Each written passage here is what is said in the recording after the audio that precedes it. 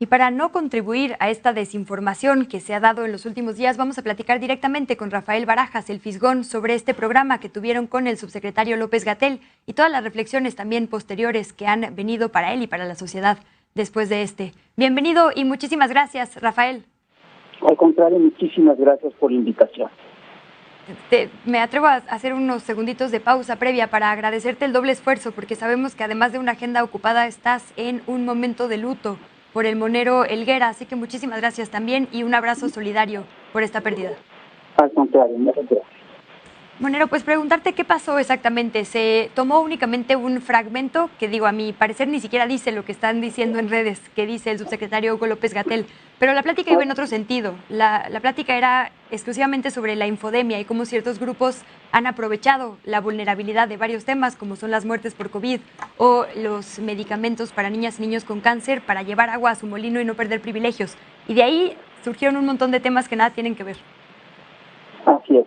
Mira, es un asunto muy claro, es decir, el tema del cáncer, de los medicamentos, es un tema muy sensible para la sociedad.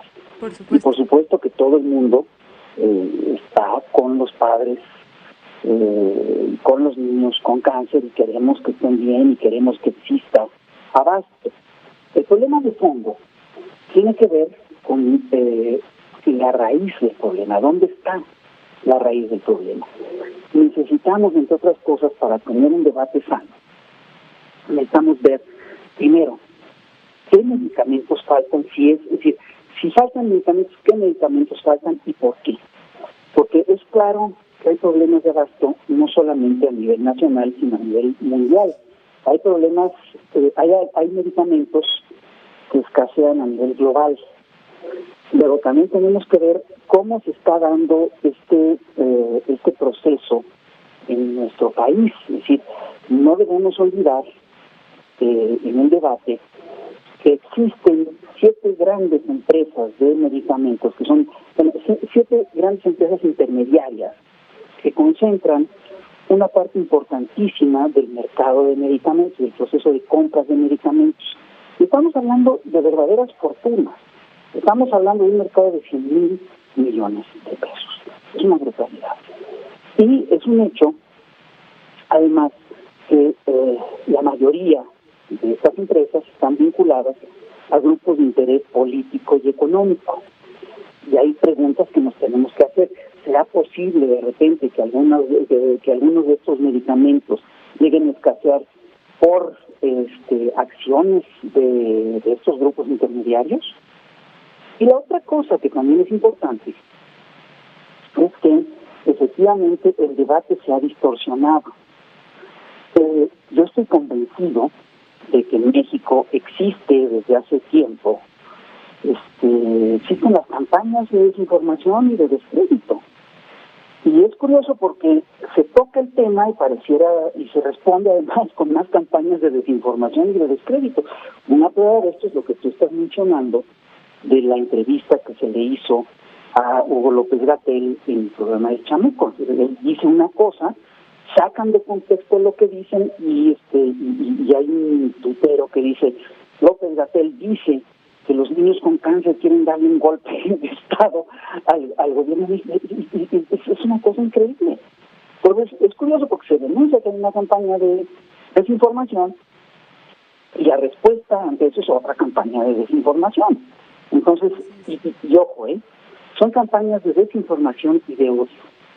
Entonces, lo que hay que hacer, creo yo, lo que tendríamos que hacer los periodistas en estos casos, es ceñirnos a los datos, ceñirnos a los hechos. ¿Es cierto o no que el dirigente del grupo del tema de los niños con cáncer, el que ha hecho estos paros y todo esto, es cierto o no que milita en el Partido Acción Nacional? Yo creo que si revisamos esto vamos a ver que sí es cierto. ¿Es cierto o no que quien lo acompaña son gentes de cierto partido político? Esto es independiente de que el tema sea real y de que tengamos datos duros sobre lo que es el abasto y todo eso lo tenemos que hacer, ¿no? Pero bueno, esto por supuesto que es un tema que tiene que ponerse en el tablero. Rafael, tú sabes que los tiempos de radio no perdonan, pero quisiera cerrar con esta reflexión. Digo, independientemente de la militancia de cada persona, la obligación del gobierno es atender la salud. Pero si en el camino de esta atención encuentran contratos e intereses empresariales que están perjudicando más que apoyando, pues se tienen que revisar.